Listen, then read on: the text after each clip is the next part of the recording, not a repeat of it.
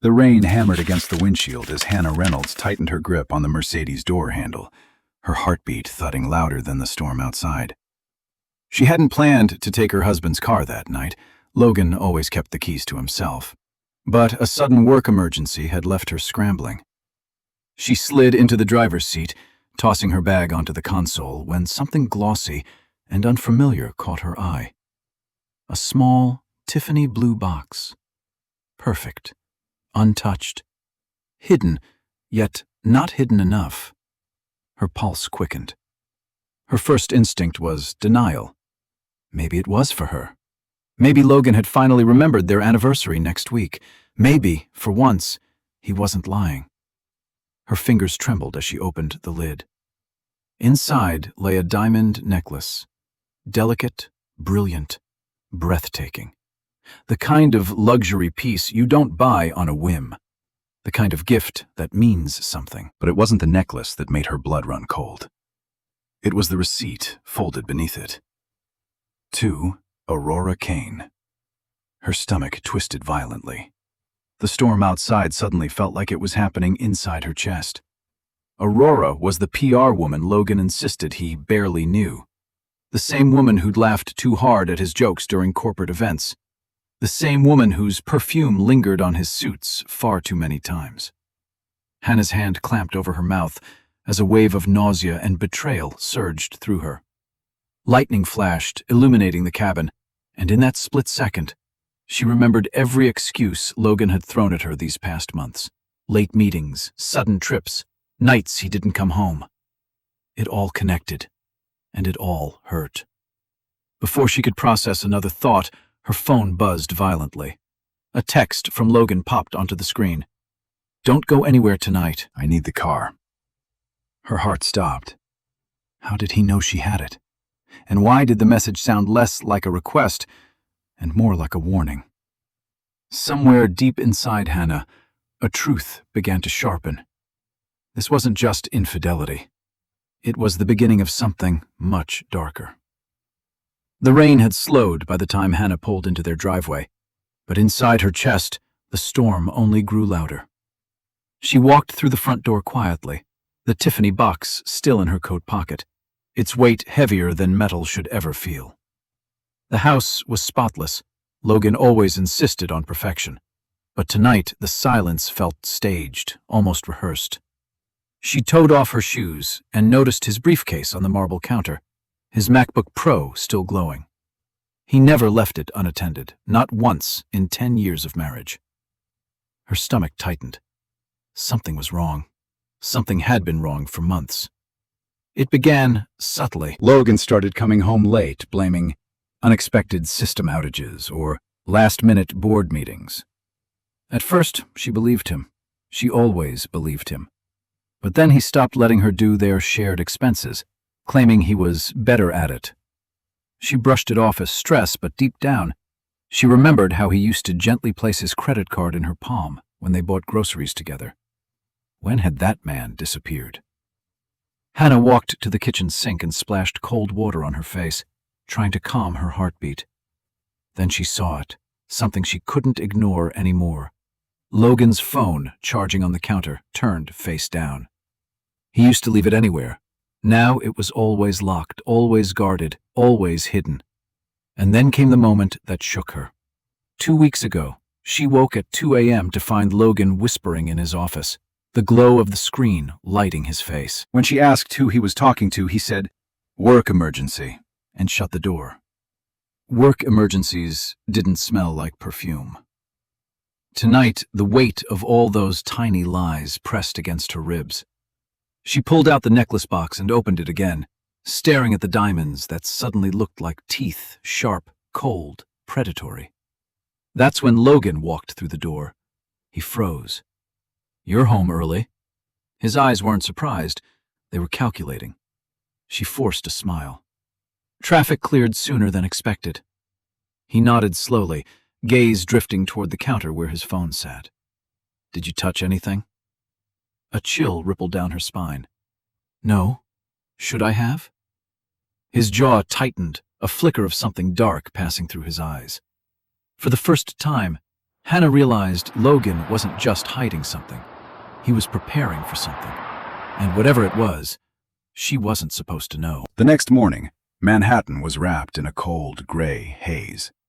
Hannah barely slept, her mind replaying Logan's question. Did you touch anything? Like a warning she hadn't yet understood. By noon, she found herself staring blankly at her MacBook at work, unable to focus on employee reports or onboarding schedules. Every sound felt louder, every email sharper, every breath heavier. At 5 p.m., she received a text from Logan. Late meeting at Silver Pulse. Don't wait up. The same message he'd sent 3 times last week. But something felt different this time. A pull, a pressure behind her ribs, a whisper she could no longer ignore. She grabbed her coat and stepped out into the biting wind, flagging down a yellow taxi. Ritz-Carlton Central Park, she said, voice barely steady. She didn't know why she chose that place. Maybe instinct, maybe memory. Maybe the way Logan had once slipped up saying, "I'll be at the Ritz, the office." She'd laughed it off then. Tonight, she wasn't laughing. When the taxi pulled up, the hotel glowed with warm, golden light. Guests drifted in and out in tailored coats, designer luggage trailing behind them. Hannah stepped inside and immediately felt like she didn't belong, too shaken, too exposed, too breakable. The lobby smelled of polished wood and expensive cologne. At the far end, the elevator dinged softly. And then she saw him, Logan, standing beside Aurora Kane. Aurora wore a cream-colored coat belted tightly at the waist, her hair styled in effortless waves. She leaned close to Logan, laughing softly as he rested a hand on her back, too familiar, too intimate to be business. Hannah's vision blurred. Her knees weakened. She stumbled backward, gripping the arm of a leather armchair for balance. In that moment, someone stepped toward her. "Are you all right?" a calm voice asked. She looked up and saw a man, tall, sharp features, a navy suit that fit like it belonged to someone accustomed to boardrooms and power. His name tag from earlier that day still clipped to his briefcase. Ethan Lennox, Senior Financial Analyst. She tried to speak, but her voice cracked. I wasn't supposed to see that." Ethan followed her gaze. His expression tightened, not with surprise, but recognition. "That man has been here more than once," he said quietly. Her breath hitched. "How do you know that?" He hesitated. "I've seen him, and not always with the same woman." The world seemed to tilt. For the first time, Hannah understood. Logan's lies weren't beginning tonight. They had been alive for a very, very long time. The next morning, Hannah woke with the kind of exhaustion that didn't come from lack of sleep, but from the weight of knowing too much. Her chest felt tight, as if every breath carried a shard of truth she wasn't ready to face. Logan was already gone, his side of the bed cold, the faint scent of his cologne lingering like a reminder she no longer wanted. She forced herself to move, to function, to pretend. But halfway through making coffee, her hands shook so badly she spilled half the pot across the counter. She cursed under her breath and reached for a towel, and that's when she noticed Logan's gray wool coat draped carelessly over a dining chair. He never left things lying around. Ever. A pulse of suspicion traveled through her. She hesitated only a second before slipping her hand inside the inner pocket. Her heart stopped. A glossy paper bag from Dior, Fifth Avenue. Inside was the receipt. Crisp, new, impossible to misinterpret. One Dior silk dress, size XS, gift-wrapped, delivery request, Aurora Kane. Hannah felt the blood drain from her face. Her hands trembled as she held the paper closer, hoping, praying she had misread the name. But it was there, printed in bold, elegant font. Aurora. The same woman she watched Logan touch at the Ritz-Carlton. The same woman whose name was on the necklace receipt. The same woman Logan claimed he barely knew. A soft, painful laugh escaped her. It wasn't amusement. It was disbelief breaking into pieces.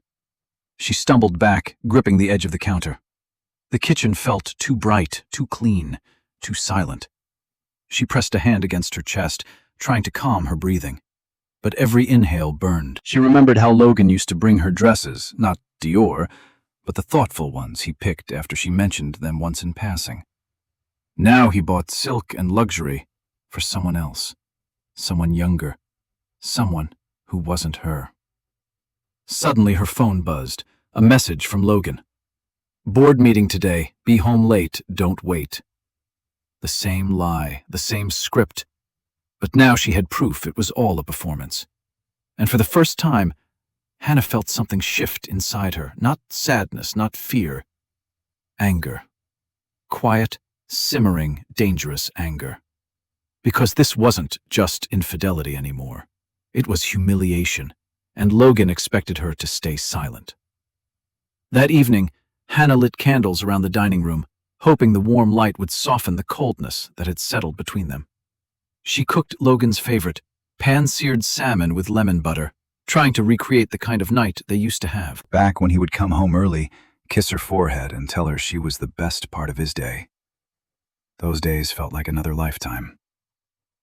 The table was set perfectly. The air smelled of rosemary and citrus, and Hannah tried to steady her heartbeat as she heard Logan's key turn in the lock. He walked in, talking on his phone, not even glancing her way. "Yeah, I'll send the revised numbers tonight," he said sharply. "Tell her to stop rushing me." Her. The word stabbed deeper than it should have. When he finally hung up, he noticed the candles, the plates, the effort. "What's all this?" he asked, more puzzled than touched. "I thought we could have dinner together," Hannah said softly. "Like we used to." Logan stiffened. "I told you I'd be late. I have work to finish." "You're home now," she whispered. He sighed, dropping his briefcase on the floor. "Hannah, I'm exhausted. I don't have the energy for this." This, as if she had asked for something unreasonable. Still, she swallowed the hurt and tried again. "Can we at least talk? You've been so distant. I just want to understand what's happening." Logan's jaw tightened. "Nothing is happening. You're overthinking, as usual." Her stomach twisted. "Logan, I'm not blind. You've changed.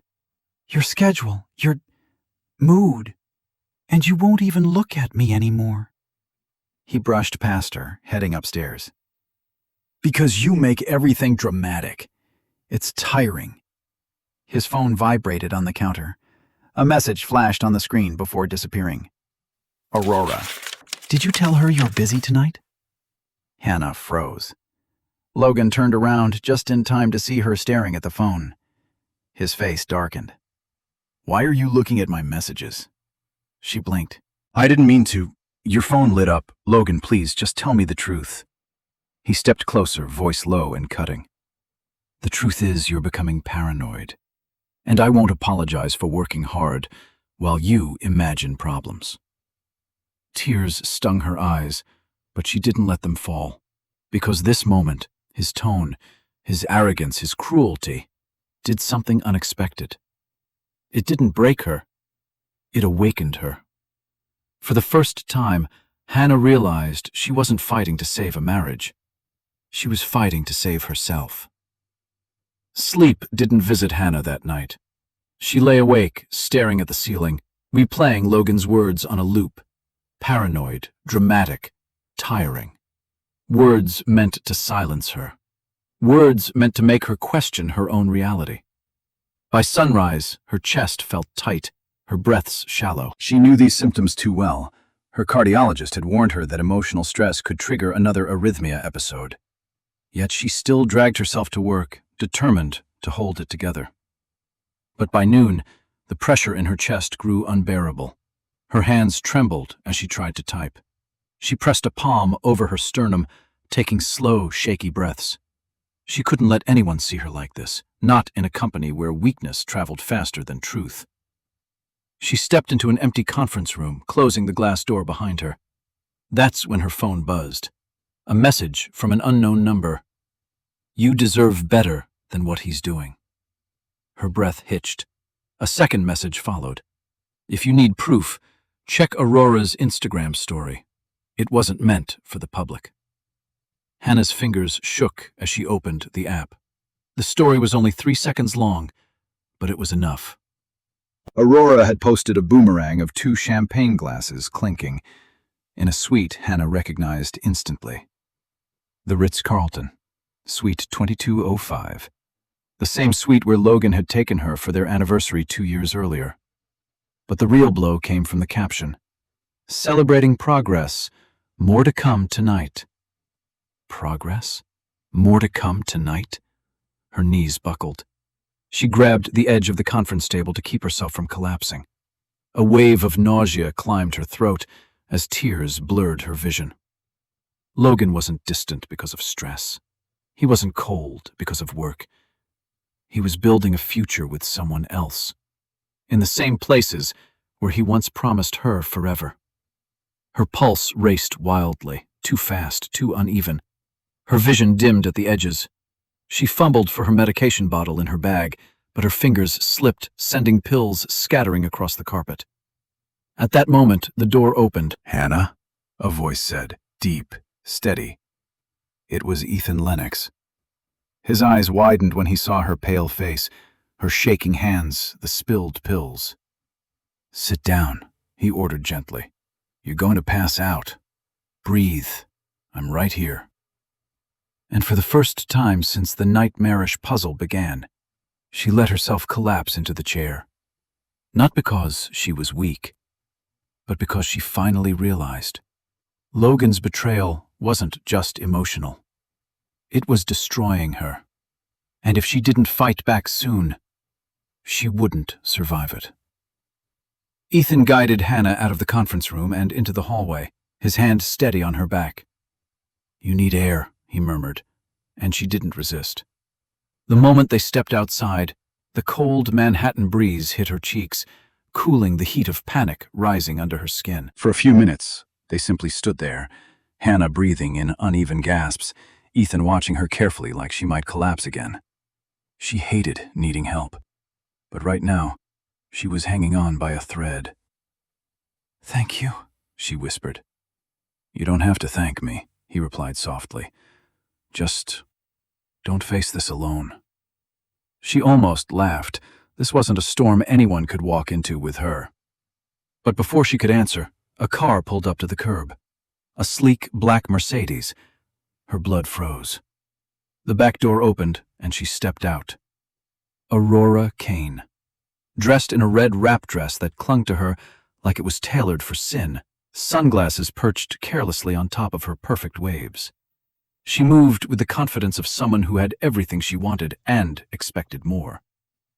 Hannah instinctively stepped back, but Aurora's eyes found hers instantly, and she smiled, a slow, poisonous smile. "Well," Aurora said, walking toward them, heels clicking sharply against the pavement. "I guess we finally meet properly." Ethan stiffened beside Hannah. "This isn't the place." "Oh, relax," Aurora cut him off. Her gaze locked onto Hannah with wicked fascination. "I've been meaning to talk to you." Hannah couldn't breathe. Up close, Aurora was even more beautiful and more dangerous. The type of woman who could unravel a marriage with a single whisper. "What do you want?" Hannah managed. Aurora shrugged, her diamond bracelet catching the afternoon light. "Just to clear the air. Logan told me you'd be emotional, but I didn't expect—" She gestured vaguely to Hannah's trembling hands. "This level of fragility." Ethan stepped forward. "Enough!" But Aurora wasn't finished. "Oh, I almost forgot." She tapped her phone. "Logan asked me to remind you he'll be working late tonight." Her smile sharpened. Again. Hannah felt her heart twist painfully, not because of the words, but because Aurora enjoyed them. Every single one. Then Aurora leaned in, lowering her voice. "He chose me, Hannah. It's time you accept it. Hannah didn't cry. She didn't shake this time. Instead, something inside her hardened. Because for the first time, she saw Aurora clearly, not as the woman Logan loved, but as the woman he would destroy, just like he was destroying her. And Hannah suddenly realized she wasn't the only one living in a lie. That night, after hours of pacing the apartment like a ghost trapped in her own home, Hannah finally forced herself to do something she had been avoiding for weeks. She pulled the Tiffany box out of her coat pocket and set it on the kitchen counter beneath the soft glow of the pendant lights. The necklace looked even more blinding under the warm light. Cold, expensive, merciless. A perfect symbol of everything that was slipping through her fingers. But the receipt, that was the real weapon. Aurora Kane. The name burned into her memory like a bruise that wouldn't fade. She knew she needed answers, real ones. Answers Logan would never willingly give her. So she made a decision. She would go to Tiffany & Company on Fifth Avenue. The boutique was quiet when she arrived the next morning, the kind of quiet that felt padded with velvet. A consultant with a sleek bun and a soft smile greeted her. "Welcome to Tiffany. How may I help you today?" Hannah swallowed hard and placed the necklace box on the counter.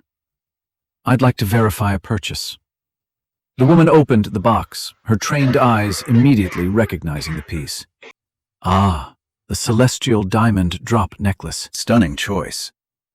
"It wasn't my choice," Hannah murmured. The woman typed a code into the system, the screen reflecting in her calm eyes. "May I have the receipt?" Hannah handed it over with trembling fingers. The consultant glanced at the name, then at Hannah, surprise flickering across her professional facade. "Oh, this necklace wasn't purchased for Aurora Kane." Hannah blinked. "What?" "According to our records, this piece was reserved for a Valerie Kincaid." The woman paused. "It was specially engraved." The bottom dropped out of Hannah's stomach. "Engraved?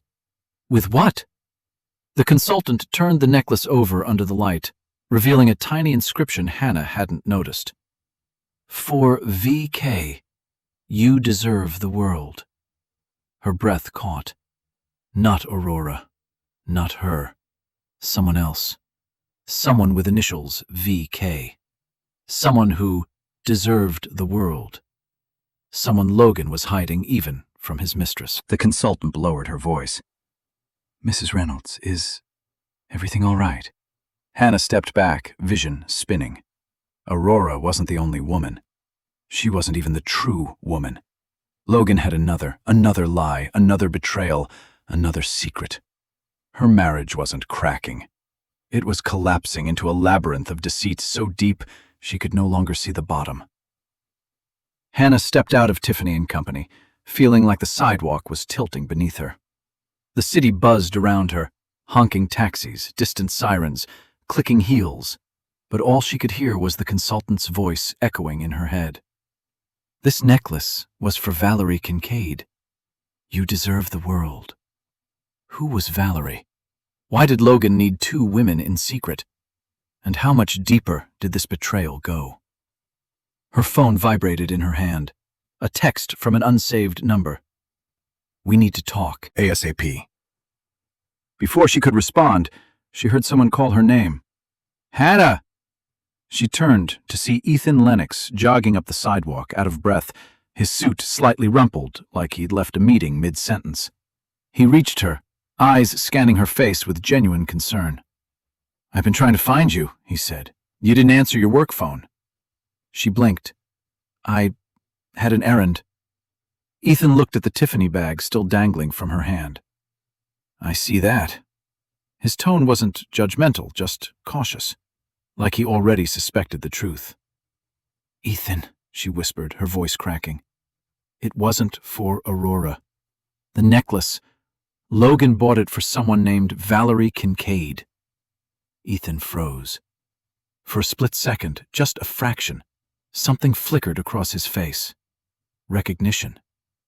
"Hannah," he said lowly, "you need to listen to me. Logan isn't just cheating. He's involved in something dangerous. He glanced around as if the skyscrapers themselves could be listening. Silver Pulse is under federal review.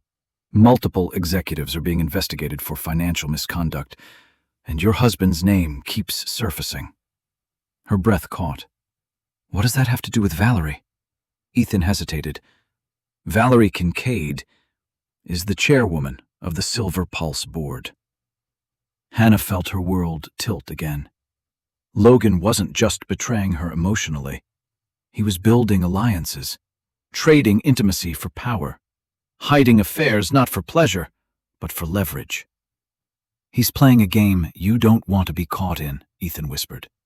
You need to protect yourself, your accounts, your phone, everything.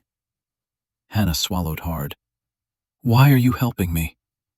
Ethan held her gaze for a long moment. Because you're the only one in this mess who doesn't deserve to be destroyed. His words hit her deeper than she expected. For the first time since her world began collapsing, she realized this wasn't just about infidelity. It was about survival. And Logan wasn't just lying to her.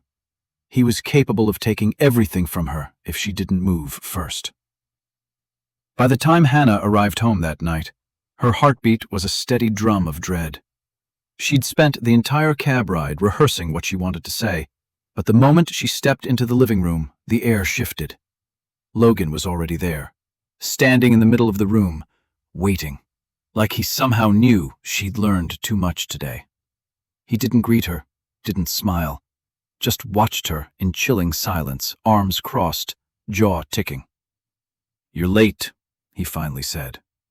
His voice was calm, too calm. "Where were you?" Hannah swallowed hard. "Out." "With who?" She blinked. "Excuse me?" Logan stepped closer. "You heard me." "With who, Hannah?" For months, she had been the one asking questions, begging for answers. Now he was interrogating her. The arrogance of it made her blood boil. "I had an errand," she said firmly. "That's all." His eyes flicked to the Tiffany bag in her hand. "Interesting. You had time to shop, but not to come home?" Something dangerous glinted in his eyes, a silent threat. Hannah took a breath. She couldn't tell him she'd gone to Tiffany to expose his lies. Not yet. She needed to stay ahead of him, not trigger him. "Logan, we need to talk," she said. He laughed, short, sharp, heartless. "You always think we need to talk. About what? Your insecurities? Your fantasies? Your paranoia?" Hannah flinched, but she didn't back down. "I know you've been lying," she whispered. "Your meetings, your trips, your excuses. I saw you with Aurora, and I know the necklace isn't for her." That wiped the smirk off his face. For the first time, Logan looked unsettled. "What did you do?" he asked quietly. Too quietly.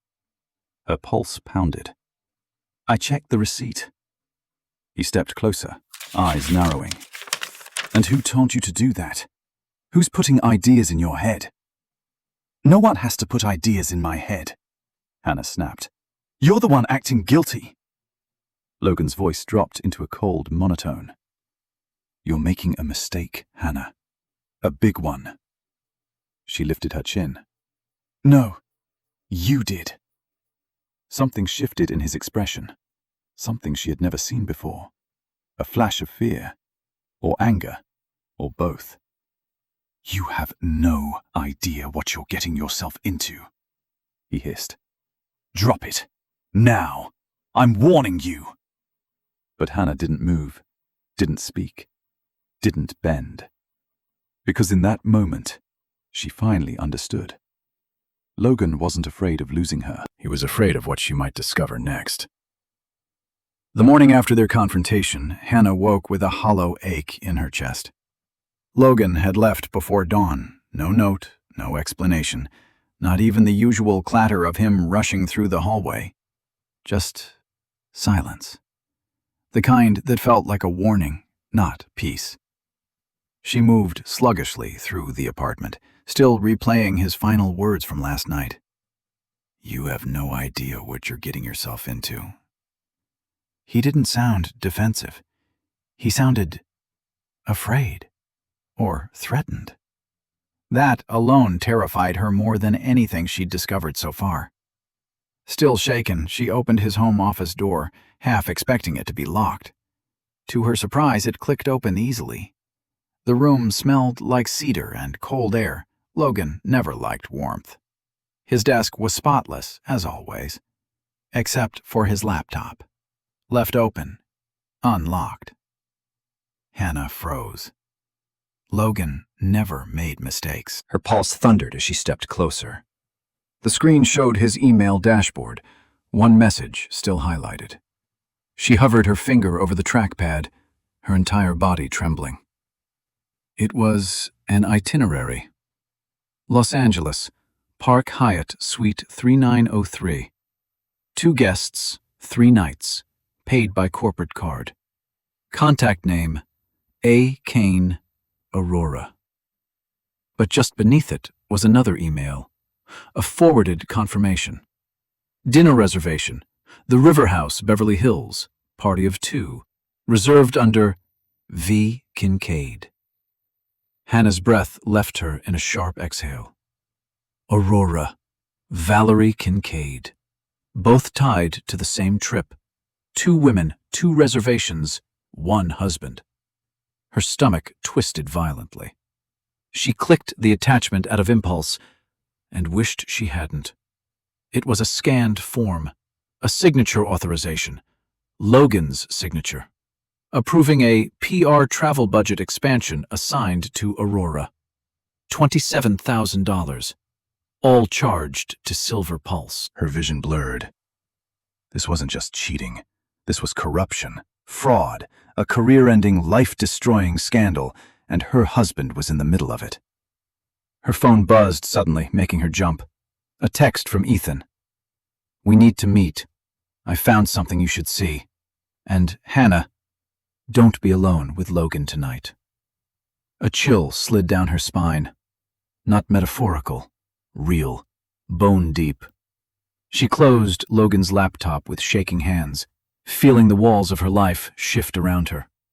Every lie, every secret, every warning. It was all pointing to one terrifying truth. Logan's betrayal wasn't just romantic or emotional. It was criminal. And if she wasn't careful, she could go down with him. Hannah sat in her parked car outside Barnes & Noble, gripping the steering wheel until her knuckles turned white. She'd come here hoping the familiar quiet of the bookstore cafe might offer her a moment of peace, a breath, a pause, anything. But peace wasn't something her life could give her anymore. Inside, the cafe smelled of espresso and warm pastries. The comforting scents hit her like a memory of her old life, the life before Logan's lies swallowed her whole. She ordered a simple black coffee, but when she tried to lift the cup, her hand trembled so violently she had to set it back down. She was unraveling. Not slowly, not gently, but all at once. She sank into a corner chair, her heart thudding loud enough to drown out the soft indie music playing overhead. She pulled a book from the display beside her, Women Who Run with the Wolves. Her eyes skimmed a random page, but the words blurred together. Her throat tightened. She wasn't running. She was drowning. A message buzzed on her phone. "Ethan, are you safe?" Safe. The word felt foreign. She typed back slowly. "I don't know." A tear slipped down her cheek before she could stop it. She wiped it away quickly, but another one followed. Then another. Someone at a nearby table glanced at her with concern, but she looked away, embarrassed. She hated crying in public. She hated crying at all. But today, she couldn't hold back. All the lies, all the secrets, all the betrayal. Her husband wasn't just unfaithful. He was dangerous. And she was tied to him legally, financially, emotionally. A sudden tightness seized her chest. Sharp, crushing. She pressed a hand over her heart, gasping as her pulse spiked erratically. Panic surged through her, hot and suffocating. Not here. Not now. She fumbled for her medication, but her purse slipped off the chair, spilling everything onto the floor. Lip balm, receipts. Her trembling hands searching desperately for the bottle. Hey, it's okay. A pair of hands helped gather her things. Hannah looked up. Ethan. He must have driven straight over the moment she texted him. You're not okay, he said softly, kneeling beside her. And you don't have to pretend anymore. Her breath broke. A sob escaped, and she finally let herself cry openly, raw, shaking, terrified. Because this wasn't a heartbreak moment. It was a survival moment. And if someone didn't pull her out soon, Logan's lies were going to swallow her whole. Ethan guided Hannah out of the cafe and into his car, turning on the heat as she pressed trembling hands against her knees. Her breathing had steadied, but the fragile look in her eyes told him the panic hadn't gone far. Drink this, he said, handing her a bottle of water. She took a small sip, then whispered, You said you found something. Something I should see. Ethan hesitated, gripping the steering wheel as if he were weighing whether the truth would help her or break her further. Finally, he glanced at her. I didn't want to tell you until you were stable, but, Hannah, this isn't just about Logan cheating. His jaw tightened. Your husband is being investigated for financial misconduct, and not small scale. Millions. Her heart sank. Millions? She echoed. Silver Pulse has been moving money through shell accounts connected to PR events, the same ones Aurora helps coordinate. He paused. And Logan's signature is on nearly every approval. Her breath hitched. So Aurora, she isn't just a mistress. She's involved in the fraud? Ethan exhaled. She might not even know the full scope, but she's definitely part of something bigger. Hannah swallowed hard. And Valerie Kincaid? That's the worst part, Ethan said quietly. Valerie is the board chair. Logan isn't just cheating with her, he's aligning himself with her. If Silver Pulse goes down, she's the one with enough power to bury the evidence, and anyone connected to it. Her pulse quickened. Including me? Ethan looked at her with devastation in his eyes. Yes. If Logan uses your joint accounts or your name on anything, the investigation could pull you in, even if you're innocent. Hannah's stomach dropped. How long have you known? She whispered. A week, Ethan admitted. I didn't want to worry you until I had proof. And now you do? He nodded gravely and reached into his briefcase. He handed her a printed document. Email logs, transaction records, travel budgets, all with Logan's approval. Suddenly the room spun again, but this time not from panic, from rage, from betrayal, from clarity. He's destroying everything, she whispered. Our marriage, my health, my future, my freedom. Ethan's voice softened.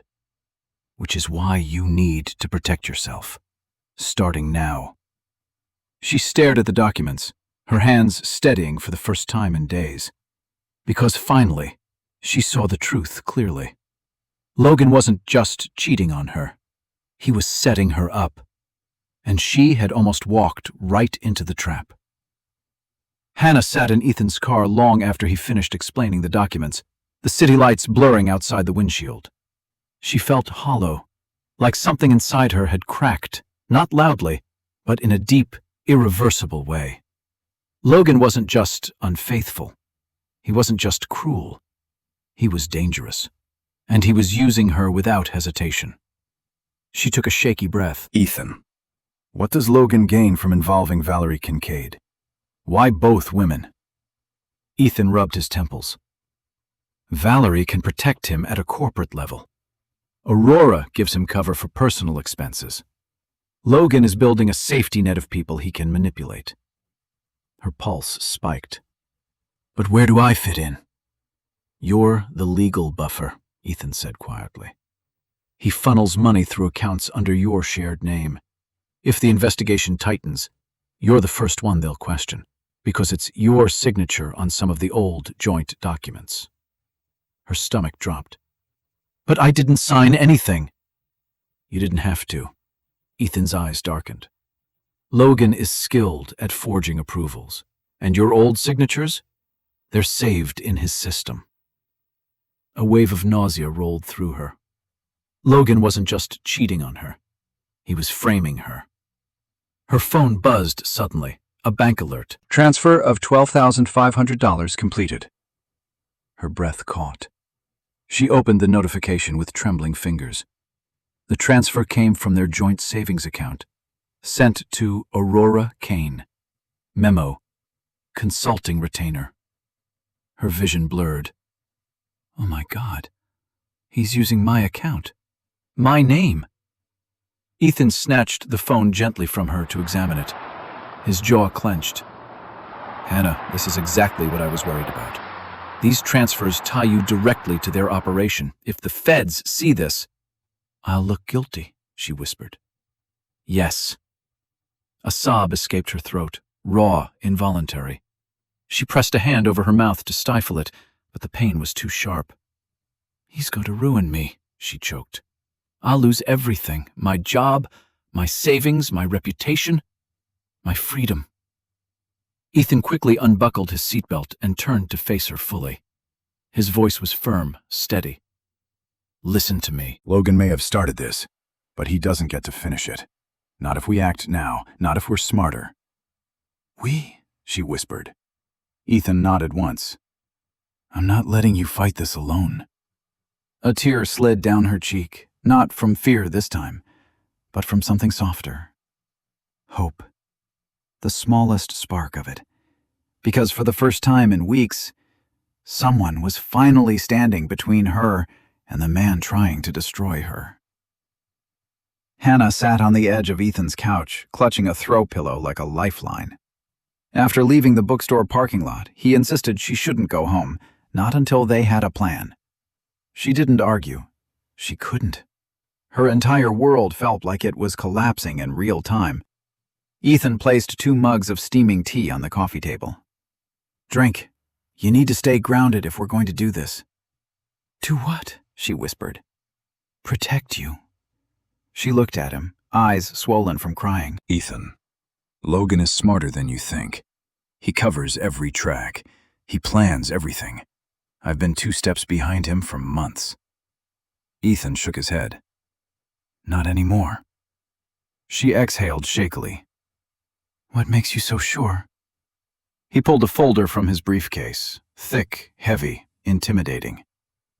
Because I've spent years investigating the way men like Logan operate. And because I know something he doesn't. She blinked, confused. What? Ethan leaned forward, voice low. He thinks you're too broken to see the trap. Too loyal to question him. Too scared to move. Hannah swallowed hard. But he doesn't know you're not alone anymore, Ethan finished. Her chest tightened, not with panic this time, but with something warmer. Trust, hope, desperation for safety. Ethan opened the folder.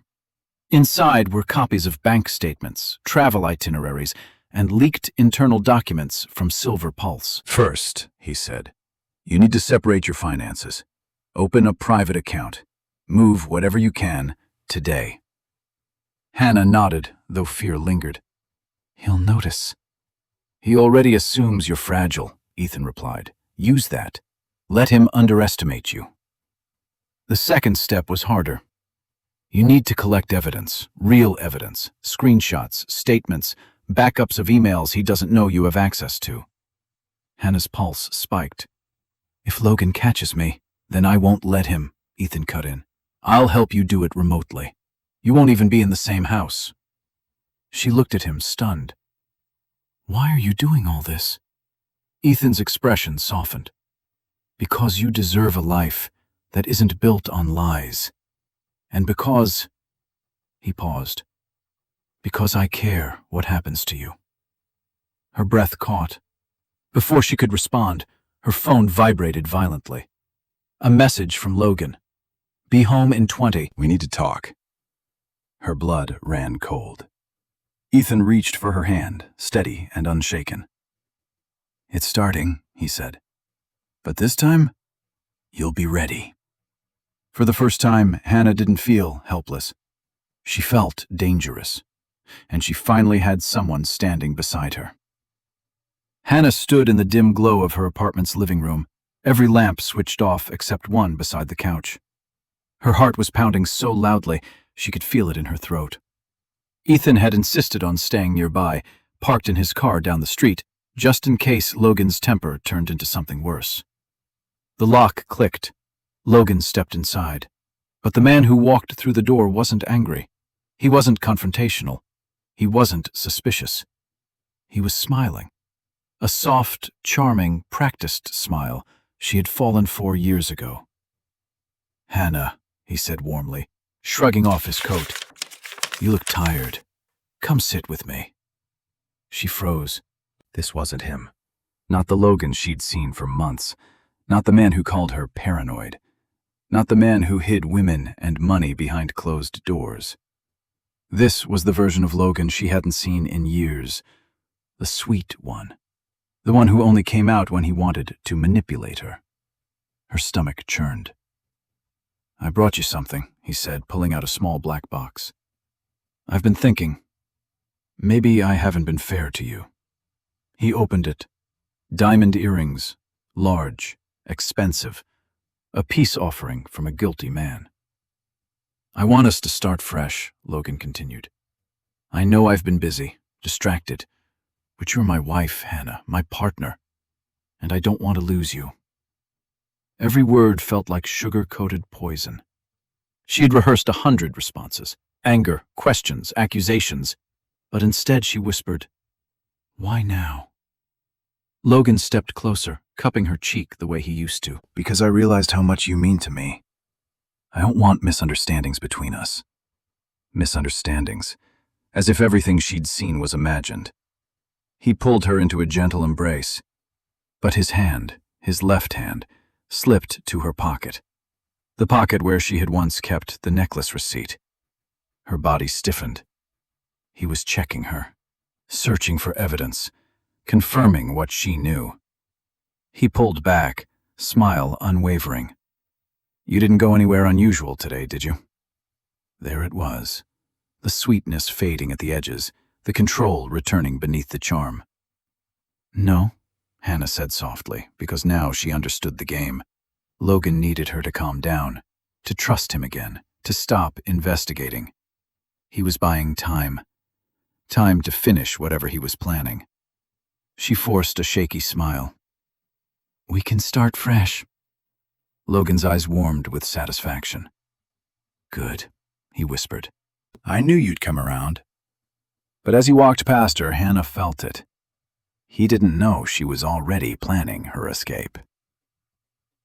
2 weeks later, Hannah stepped out of the black Mercedes Ethan had arranged for her, the warm California air brushing against her skin like a reminder that she was far from Manhattan and far from the woman she had been there.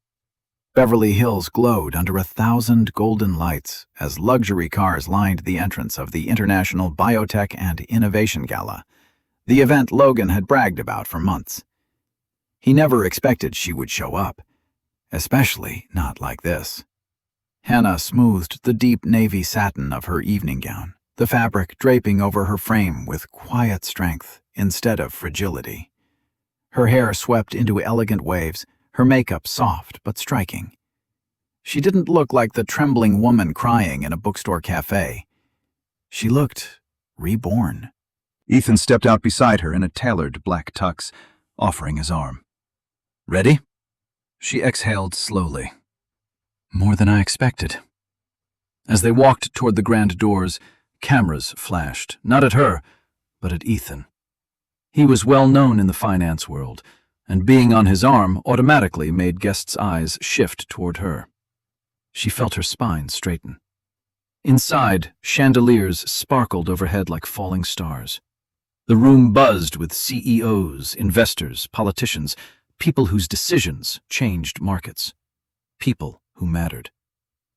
And then the room shifted. No, tightened. Because Logan saw her. He froze mid-conversation, drink in hand, his face draining of color. Beside him stood Aurora in a shimmering gold dress, clinging to his arm like a trophy he wasn't ready to display. But tonight, Hannah was the one who drew every eye. Logan recovered with a strained smile. Hannah, I didn't know you were coming. I'm full of surprises, she answered evenly, her fingers steady in Ethan's arm. Aurora's gaze sharpened. You look different. Hannah smiled politely. Thank you. Logan stepped closer, lowering his voice. We need to talk, privately. Ethan stepped in before Hannah could answer. Actually, we're here for business. If you need to schedule something with her, you can contact her directly. Logan's eyes flashed. And who are you to her? Hannah met his gaze, unflinching, unbroken. Someone who tells me the truth. Logan's jaw clenched with barely controlled anger. But before he could respond, a ripple of murmurs spread across the room. A senior board member approached the podium. Ladies and gentlemen, we have an urgent announcement regarding Silver Pulse Technologies. Logan stiffened. Aurora paled. Ethan leaned in, whispering, This is it. Hannah felt the air crackle. Whatever was coming next would change everything. The ballroom fell into an eerie hush as the board member approached the podium. Her heels clicked sharply against the marble floor, echoing through the silence. The screens behind her flickered with the Silver Pulse logo, then went black. Hannah felt the air tighten around her like a held breath. Ladies and gentlemen, the board member began, we have received new federal findings regarding Silver Pulse Technologies. Certain executives are now subjects of an active criminal investigation. Logan's glass shattered on the floor. Aurora flinched. Ethan's grip on Hannah's hand tightened. The board member continued. The evidence points to the misuse of corporate funds, forged approvals, and unauthorized international transfers. Whispers rippled across the room like shockwaves. Hannah's knees weakened. Ethan steadied her. Beside them, Logan struggled to mask his panic. He muttered, This can't be happening. Valerie said she had everything under control. But the next words froze him solid.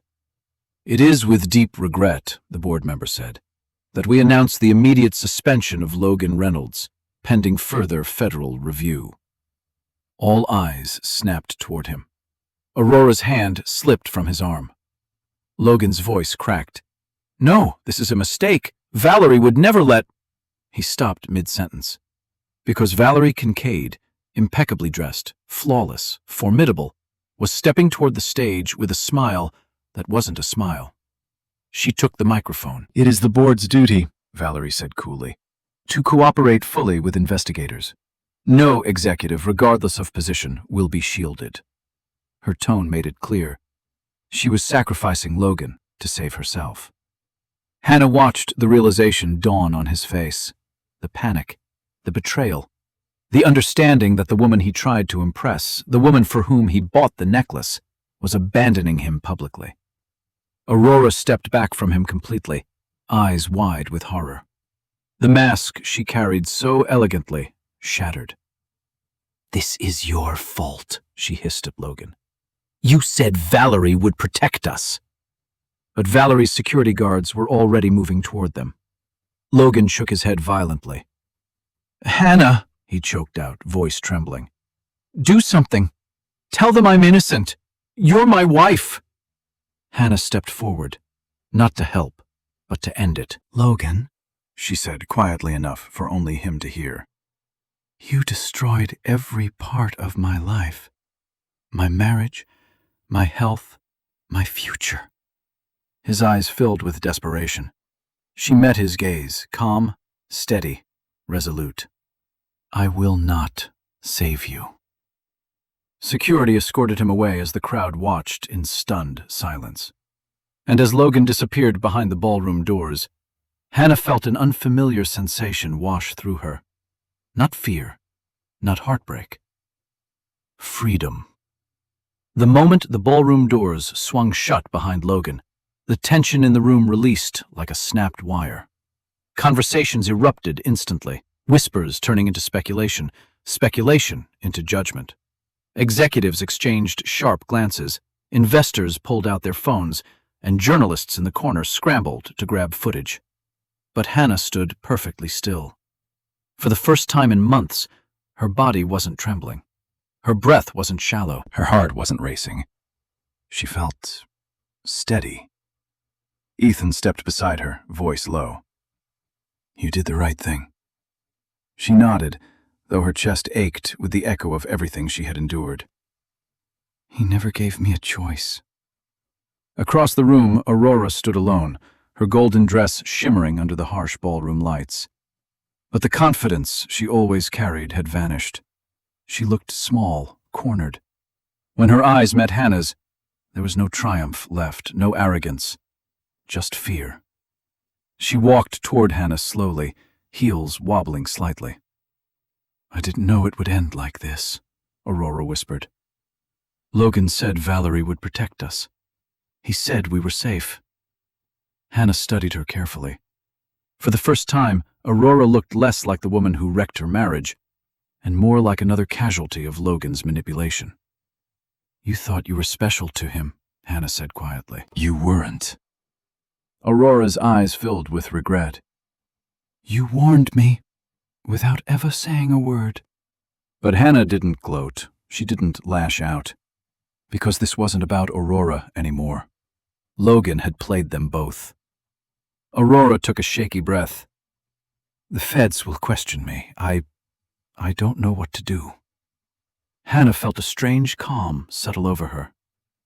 "Tell the truth. All of it." Aurora nodded, voice breaking. "They're going to bury him, aren't they?" Hannah looked toward the closed doors, imagining Logan's rage, his panic, his unraveling facade. "Yes," she said softly. And this time, he did it to himself. A staff member approached the women. "Ma'am," he addressed Hannah, "the board would like to speak with you and Mr. Lennox privately." Ethan touched her elbow. "Ready?" Hannah lifted her chin. "I'm done being afraid." As they walked toward the executive lounge, the crowd parted instinctively. People who once looked past her now stepped aside, whispering her name with awe, not pity. Tonight wasn't the end of Logan.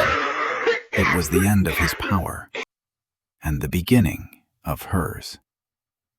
The executive lounge was quiet, luxurious, secluded, and miles away from the chaos unfolding outside. Hannah stood near the window, gazing at the Los Angeles skyline glittering beneath the night sky. For the first time in months, she wasn't shaking. She wasn't drowning. She wasn't afraid. She was free. The board members entered one by one, their expressions respectful, almost deferential. Valerie Kincaid followed them, her posture impeccable as ever. But tonight, the power she carried wasn't intimidating. It was revealing. "Hannah," Valerie began, "we owe you an apology." We weren't aware of how deeply Logan's misconduct reached. That was a lie. Hannah could see it in her eyes. But tonight wasn't the night to fight Valerie. Logan was gone. Valerie would face her consequences eventually. Hannah simply nodded. "I just want to protect myself." "And you've done exactly that," Valerie replied. "Your name is cleared. Every fraudulent document traced back to Logan alone. You won't be implicated." A breath she didn't realize she'd been holding finally released. Valerie turned to Ethan. "And thank you for assisting us tonight, Mr. Lennox. Your cooperation will be noted." After the board left, Ethan approached Hannah with a soft, relieved smile. "It's over." Hannah felt the truth of those words settle into her bones. "Yes, it is." They walked out of the hotel together, the warm California night wrapping around them. The valet brought the Mercedes forward, but Ethan gently touched her arm. "You know," he said lightly, "you don't have to go back to New York right away. You could stay, rest, breathe." Hannah looked up at him, really looked, at the steadiness in his eyes, the warmth in his voice, the unwavering way he had stood beside her through every terrifying moment. "For the first time in a long time," she whispered, "I feel like I can breathe." Ethan smiled, softer now. "Then maybe we can take the next breath together." Her heart fluttered, not with fear, but with something tender, something new, something she hadn't thought she would ever feel again. Hope. She nodded, tears pricking her eyes, not from pain this time, but from healing. "I'd like that." And as they stepped into the night, side by side, Hannah felt the final truth settle in her soul. Logan had taken everything from her, but life was giving it back, piece by piece, stronger, brighter, hers. A new beginning had finally arrived. So, that's it, my wonderful friends. Our story has come to an end, and if you're still here with me right now, listening to these final words, then something in Hannah's journey must have touched your heart in a very real way. Maybe you've been through betrayal. Maybe you've carried pain quietly. Or maybe you're simply someone who believes in second chances and inner strength. Whatever brought you here, I see you. This story isn't just about infidelity or revenge. It's about rediscovering your worth. The Stoic philosopher Marcus Aurelius once said, "You have power over your mind, not outside events." And that's exactly what Hannah learned. She couldn't control Logan's lies, but she could control how she chose to rise above them. She chose clarity over chaos, truth over fear, self-respect over attachment, and healing over hatred. If her journey reminded you of your own strength, even a little, I hope you carry that with you. We all deserve a life built on honesty, peace, and people who truly care for us. If this story moved you, helped you, or stayed with you in any way, please like the video, share it with someone who might need it, and subscribe so you don't miss the next journey we walk through together. You're not alone, and you're stronger than you think. This story is a work of fiction created purely for emotional entertainment and personal reflection. None of the characters, events, or companies described are real, and any resemblance to actual people or situations is completely coincidental. Our purpose is to explore themes of resilience, healing, and personal growth through dramatic storytelling, not to make factual claims or represent real-world investigations, relationships, or legal outcomes. Everything you heard is crafted as a narrative experience meant to inspire, encourage, and comfort viewers who enjoy this genre of storytelling.